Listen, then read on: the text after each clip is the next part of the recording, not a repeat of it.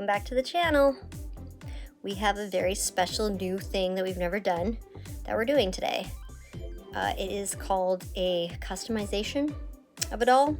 I thought I might save myself some time and not make a doll from scratch, and instead challenge myself by seeing if I could take a $1.25 doll, $1.25 I got from the dollar store. They did this girl so dirty. I wanted to make her look gorgeous, and I'm glad that I filmed this when I was done because I really love her. I love her. I hope you guys love her. Let's get into it. So I picked this doll up from the dollar store quite a while ago. I wasn't sure what I was going to do with it. I think I was thinking about combining it with a horse if I could find one, but then I ended up sculpting that thing instead. So this girl's been sitting there waiting to be dealt with. But for a $1.25, she's actually a pretty decent doll. Look at this articulation. And the shoes are nice. The fabric of the clothes are not bad. She's not bad. She's got all this movement. Look at this hair though. Oh, look at the back of her head. That is rough. Why would they do that to her? So she's actually a pretty decent doll for being $1.25, but I'm gonna see if I can make her look super expensive by making her some fresh new clothes, even though this dress is actually made out of some pretty good material. It's very slippery. I'm just very surprised by the quality of this $1.25 doll. Her hair, however, the quality of it is nice. It's very slippery, very sleek, but we need to give her a better do because a ponytail is not reading as luxury. And it looks like they didn't give her a lot of hair because it was in a ponytail, so there's not gonna be any other choices for hairstyles. I guess we're just gonna have to take this hair right off. Her face is actually a lot prettier than I remember. It's kind of basic. It's obviously been stamped on, but we can do better, maybe. I was kind of scared to do her face because I haven't done a face before, and this is so tiny. All right, let's get her some fresh hair first. So if I had more of this same kind of hair, I would just create some new holes and fill these parts in. I don't have this kind of hair, but there is ways to save it. You can just put boiling water on it if I had enough, and then it would flatten it and we could do something else, but I don't have it, and I'm very sad to cut this off, but I'm going to save it. I'll save it. I don't know what I will use it for now, but I'm gonna put it in a bag with a bunch of other hairs that I've saved. So the first step for getting new hair is cutting all the old hair off. If you've seen any doll customization videos, which I have watched probably too many. At some point I put her dress back on. I guess it was just weird having her naked while I was doing all of this stuff, but it's gonna have to be popped off again because you're going in hot water, girl. But before the hot water, we are going to take her face off with this acetone. I don't have much left, but I should have enough just to get this face off. I'm gonna try to do that cool thing where you like press it against the face and then it's on the tissue. Is it gonna work? And voila. I mean, kind of. It kind of worked. Now her face is all smeared. Let's get all of this stuff off of there. Even though I know this is part of the process, it's very hard not to get a little nervous when you see the doll looking like this, with the hair gone and the face gone. I am super thankful to see that nothing got molded where the eyes go, because that gives me a lot of freedom to make them look however I want. And now that she's faceless, it is time to put her head in the boiling water. Yep, the clothes are coming off again. There you go, girl. Keep those shoes on because eventually I'm going to lose them. Once that's had enough time to soften up the glue inside of the hair and soften up this plastic of the head, I'm going to pop it right off. Looks like I didn't have to worry about damaging the neck peg because it's just molded on there. It doesn't seem like they used much glue to glue these hair plugs on because there's no like crunchy glue pieces that I'm pulling out. And you can never pull hair out from the back, only from the neck, but eventually I ended up pulling all this hair out from the top because it was a lot easier. So once all the hair is out, we can assess that they did in fact give her a flat back of her head. I'm guessing it's because the pony looked weird. It might stick out too far if there was a round head. The very last piece of preparation for this doll I wanted to do is completely unnecessary, but I didn't like how they had a huge branding sculpted on her back. I didn't think it made her look very nice, but I don't have anything to smooth this out after it takes it all off, so I don't know if it made it any better. And now we art. So my idea was that with little tiny Poscas, maybe it wouldn't be that hard to draw the face on. But I realized immediately the Poscas are too watery for one thing, and their precision, even with the smallest tips, are not great. Normally people will do a coat of Mr. Super Clears so that all of their art on the face will stick, and then they'll keep layering and adding Super Clear, but guess what? I don't have any Mr. Super Clear. Another thing that I've learned from watching The customization videos is that you use soft pastels to do the face up. I was very worried about not having Super Clear for the pastels because they can just, wipe right off when I'm trying to blend. I mean, it's blending a little bit. It's leaving a lot of little white fluffy pieces from this tissue. Maybe I need to try applying the soft pastels just with my finger and try to blend it in maybe a little bit. So at this point in the face up, I'm still not trusting myself to use tiny little paintbrushes, even though I bought them specifically to do face ups and I've never used them. They're just teeny tiny nail brushes.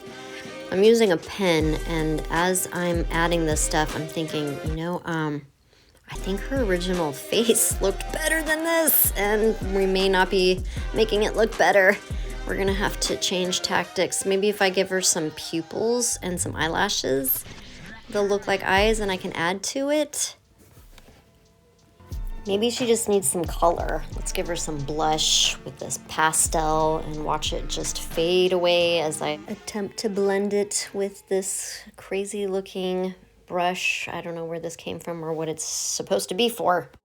All right, back to the Poscas. I'm gonna use these and knock this out. Maybe a combination of just putting the liquid on there and then using the brushes to make it look right. Sometimes when you're trying something new and it's not going the way you want, you have to fall back on what you know. So Poscas and little tiny paintbrushes it is.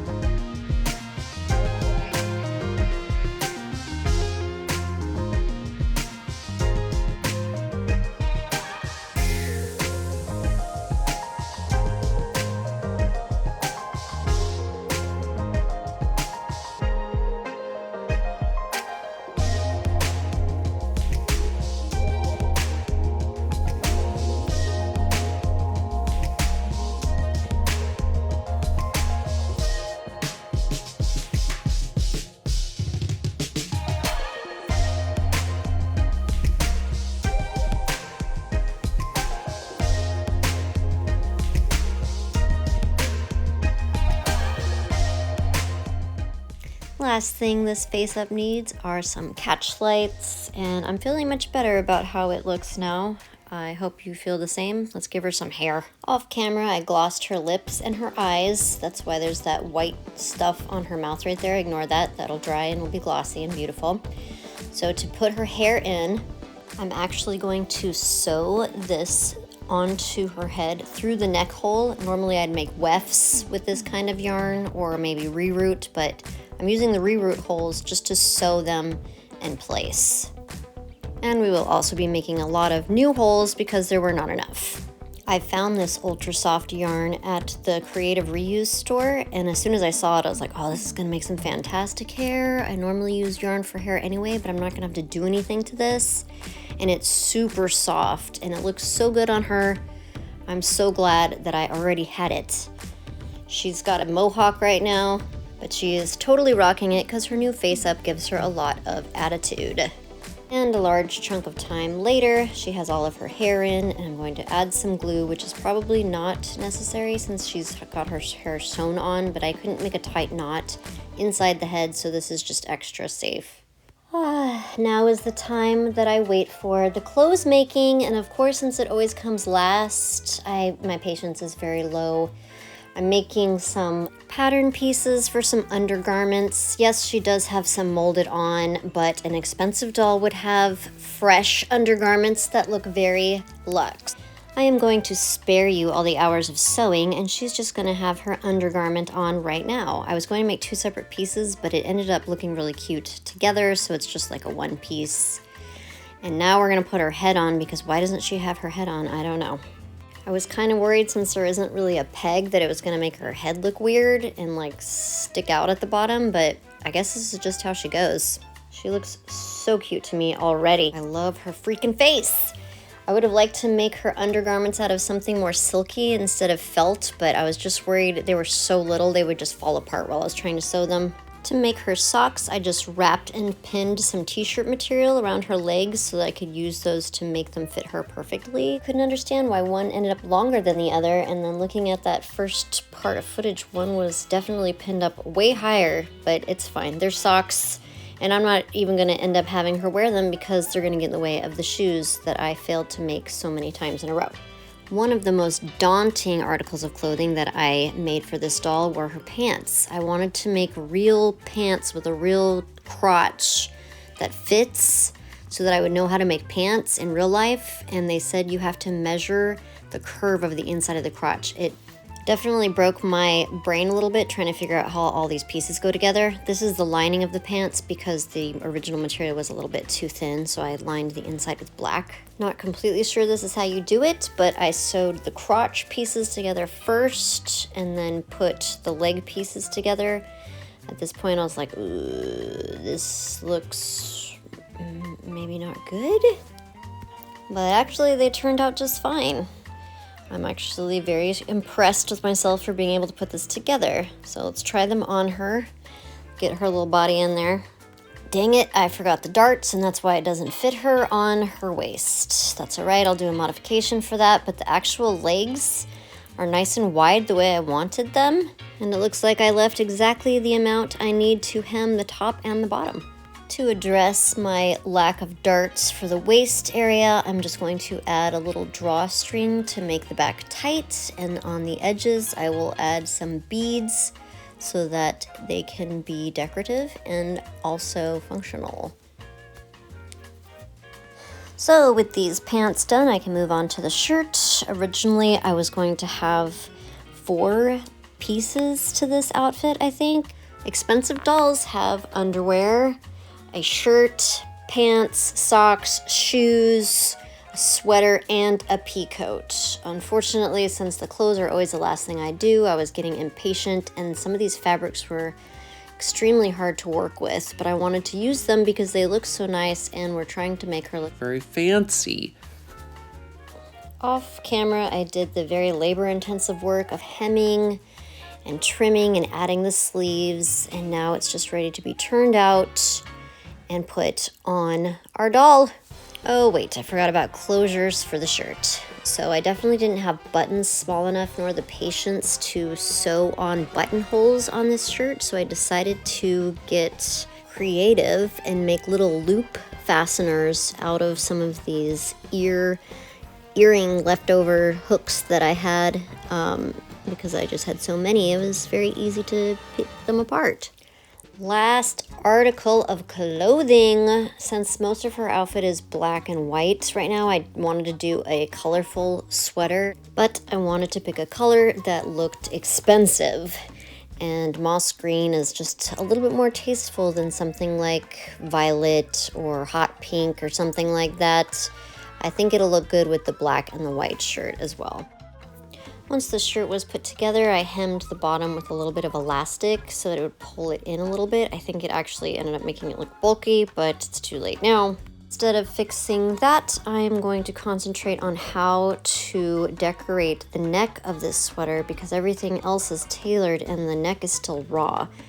I don't have enough room to fold it and hem it, so I'm just gonna have to put something decorative on it. So we will now magically, voila, we have a decorative sweater. The back I left alone because I wanted to make sure it could still stretch to fit over her head and her massive crown of beautiful hair. Yes, it bothers me that it's not finished, but I am ready to do the photo shoot. Let's move on. And here she is, ready to go. I'd say she does look more expensive than $1.25. We did hand make all of this stuff, the buttons, the shirt, the hair, the beautiful green sweater that complements her golden brown eyes. I have her sleeves rolled up so you can see where her hands are, but these sleeves are meant to be straight down. It does look a little bulky right there in the middle. It's okay. It's all right. I still like it. It's fine. She still looks cute. What can you do? Nothing. I like her pants. Her pants turned out really well. She looks super comfy and cozy. Let's see what she looks like from the back. Her sweater somehow looks less bulky from the back, I guess because she doesn't have boobs on her back. Boobs are always getting in the way in sweaters. Where's her face? Oh, there's her little eye. Mischievous. I had to get one picture with her in her socks because I had to take them off to make her shoes. Her shoes are made out of black string and cardboard and some Mod Podge, a little bit of hot glue. I wanted to give her like some platforms. They're not my best shoes I've made. Cannot find my leather, but they work, right? They're kind of cute. Let's also not forget what she looked like before we did anything to her at all.